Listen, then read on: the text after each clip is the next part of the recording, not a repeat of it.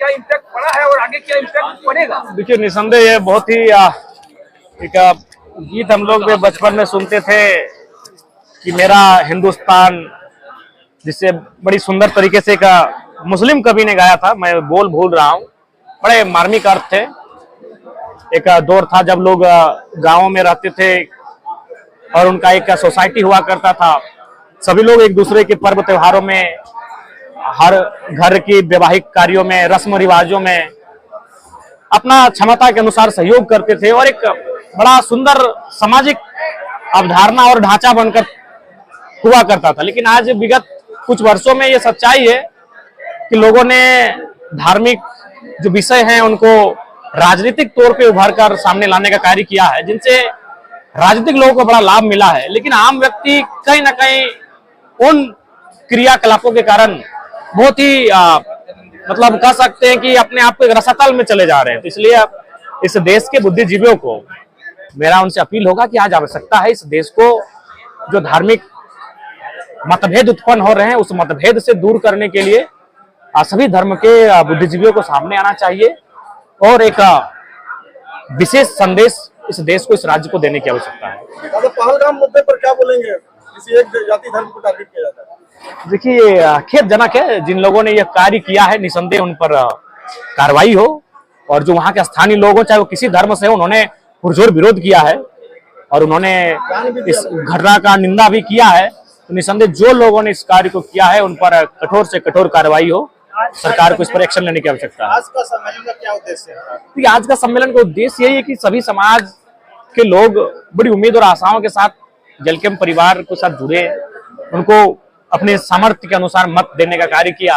तो लिहाजा सबका साथ सबका चलेगा कैसे, हम लोग सब एक यूनिटी के साथ बनकर बढ़ेंगे कैसे, उस पर चर्चा परिचर्चा है और लगातार नियमित समय के अंतराल में लगातार सभी विंग, सभी विभागों से बातचीत होती रहेंगी ताकि हम लोग इस परिवार को जो एक प्रगाढ़ संबंध से और मजबूत किया जा सके। आप पे काफी आरोप लगता है कि फोन नहीं उठाते आपने करीबी कार्यकर्ता हो रहा है। नहीं, देखिए, सवाल ये है कि फोन को हमारे कार्यकर्ता ही वो इतना प्रचार कर चुके हैं कि पूरे राज्य, पूरे देश से लोगों का कॉल आता है और मामूली से मामूली विषय पे चलाता है।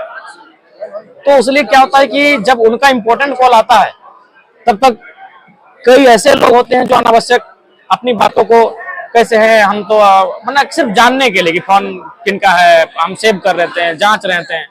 तो इसके लिए हमने एक प्लेटफॉर्म तैयार किया है कि आप कम से कम हमारे साथ साथ हमारे जिस पंचायत से आप हैं, चलिए ठीक है, प्रखंड बहुत बड़ा होता है, कम से कम आप अपना पंचायत अध्यक्ष का नंबर रखिए, आप निश्चिंत डायल किया। अगर हमारा नंबर डायल कर नहीं रही हुआ, अपने पंचायत अध्यक्ष को डायल कीजिए, तुरंत आपको हमारी गाड़ी तक जहां हम हैं उस इर्द गिर्द आपको पहुंचा देंगे, ये गारंटी है। एक सवाल रहेगा जरूर कि क्या गरीब बच्चों को बेहतर शिक्षा लेने का हक है या नहीं? अगर है तो फिर प्राइवेट स्कूल जिस प्रकार ब्लैकमेल कर रहे हैं, शोषित कर रहे हैं, वो कब तक बंद होगा? देखिए, उसके लिए सरकार को अपना जो एक्शन है उसे स्ट्रिक्ट करना होगा। ये सच्चाई है। हमारे बहुत सारे मित्र हैं जो आज डीओ के पोस्ट पे कार्य कर रहे हैं। उनका कहना है कि छोटे जो विद्यालय हैं प्राइवेट, वो मान लेते हैं डीओ का कहना, लेकिन बड़े जो विद्यालय हैं वो हमें ही आंख दिखा देते हैं। तो इससे उनका मनोबल बढ़ा हुआ है, ये सच्चाई है और ये सरकार को गंभीरता पूर्वक संज्ञान में लेने की आवश्यकता है। आप अल्पसंख्यक विंग में आए हुए हैं, अभी वक्त संशोधन बिल जो है इसको क्या करना चाहेंगे? निसंदेह मैंने वही कहा कि कोई भी जो बिल जिसको हमें लगे कि नहीं ये परिस्थितियों के अनुसार,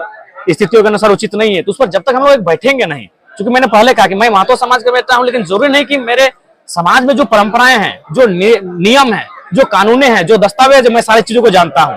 तो मैं जब अपने समाज के रीति रिवाजों से अभी अनभिज्ञ हूं, मैं सीख रहा हूं, तो अन्य समाजों के जो रीति रिवाज हैं, जो परंपराएं हैं, उन पर मैं कह दूं कि मैं सारी चीजों को जानता हूं, तो ये उचित नहीं होगा। इसलिए मैंने इनसे कहा कि ऐसा विषय आता है, आप लोग बैठिए, हम लोग जिस विभाग का आता है, अगर शेड्यूल का भी आता है उनके साथ बैठेंगे, माइनॉरिटी का विषय आता है उनके साथ बैठेंगे, एससी समाज का विषय है उनके साथ बैठेंगे। और उसके बाद जो निष्कर्ष आएगा, फिर हमारी राय जब आप रखेंगे तो आपको एक लगेगा कि हाँ, क्षण करिए, राय सामने आई है। अभी तक जितनी भी राजनीतिक पार्टियां हैं, जो विरोधी पार्टियां हैं सत्ताधारी सरकार की, सभी ने अभी तक विरोध मार्च निकाला है, लेकिन जेएलकेएम की तरफ से अभी तक कोई रिस्पॉन्स नहीं देखने को मिला। इसमें क्या करना चाहेंगे? देखिए, मैंने आपको पहले ही कहा है कि जब तक हम लोग बैठेंगे नहीं, जेएलकेएम एक नई पार्टी है, 2 महीना पुरानी पार्टी है, तो निसंदेह एक नई पार्टी है, तो उस पर चुनौतियां बहुत सारी हैं। तो इस चुनौतियों से निपटने के लिए हमें पहले अपनी जो रूपरेखा है उसे तैयार करेंगे। जब हम जानेंगे चीजों को, जब हमारी एक राय होकर सामने आएगी, निसंदेह हम लोग इस पे आगे बढ़ेंगे। क्योंकि देखिए जेएलके में हमेशा एक आरोप लगता आया है कि जेएलके महतो की पार्टी है और अभी एक वक्त है कि अल्पसंख्यकों के साथ खड़ा होने का, तो इसमें जेएलके कितना दूर तक जाएगी मुसलमानों के साथ? झारखंड के 60 लाख मुसलमानों के साथ क्या निसंदेह पहले उस विषय को हम लोग अध्ययन करेंगे और उसके बाद जो निष्कर्ष सामने आएगा और हमारे संगठन में जो अल्पसंख्यक समाज के युवा हैं, जो पार्टी में बड़े पदों पर है, उनकी जो राय आएगी उसके बाद हम उस पर चर्चा करेंगे। युवाओं के लिए क्या संदेश होगा आपका समस्त झारखंड वासियों के लिए? युवाओं के लिए संदेश यही है कि आप लोग अपने लक्ष्य के प्रति ध्यान केंद्रित रखें और नित्य मेहनत करते हुए आगे बढ़े। चलिए धन्यवाद।